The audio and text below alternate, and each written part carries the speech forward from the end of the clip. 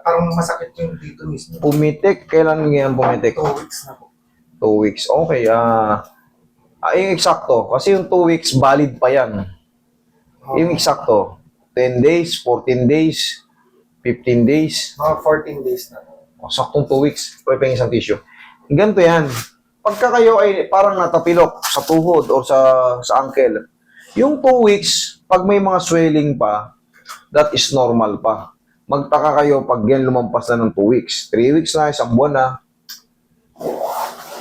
Sakit pa rin Kasi pagka sa mga, pagka mga mild na, kunyari, natapilok ka, minsan binubuti lang natin, 1 linggo nakaka-recover Pagka naman sa tuhod, syempre mas malaking joint.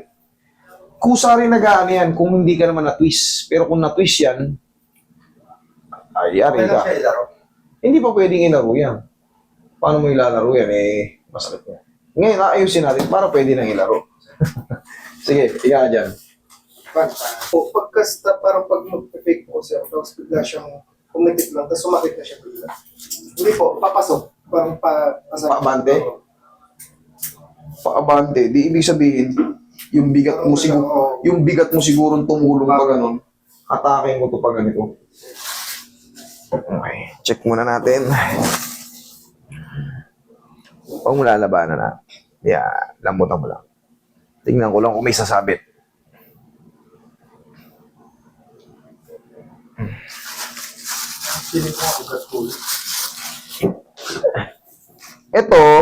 Ito, ang tawag dyan, patellar tendon o patellar ligaments dito. Dito ba siya sumakit? Ito siya. Ito sa taas. Ito? Ito yung patella. ACL to Pag ganun, ACL yan, yung dito. Banda dyan. Dito naman sa likod, PCL. Diyan ang kapitan ng ACL. Sumabay. Pero madali lang to. Ipapahinga lang din to. Pero yun nga sinasabi ko, pag 2 weeks pa lang kayo pababa, valid pa yan. Normal pa yan. Pagka may pilay kayo, normal pa yan. Magtaka lang kayo pag 3 weeks na pataas. Tapos hindi na nawawala. Sigurado, pa-adjust nyo na. Pero to, 2 weeks, valid pa to. Relax lang.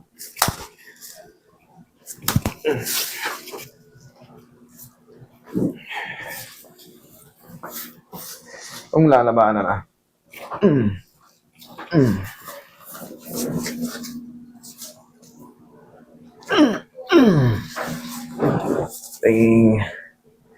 Mahiwagang pao natin.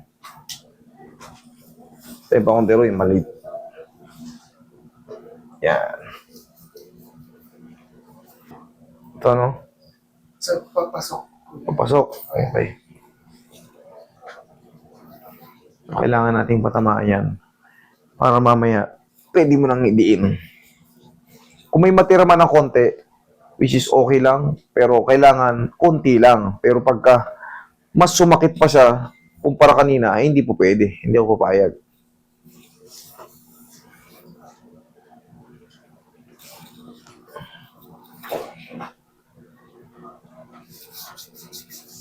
Huwag kang bandage ron,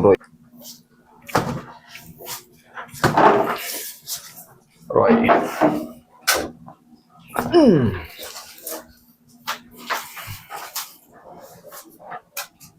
Kaya?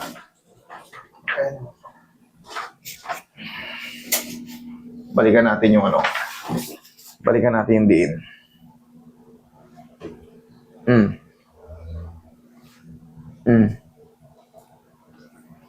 Wala? Nawala? Nawala. Pahinga mo lang to ng mga 1 to 2 weeks, back to court.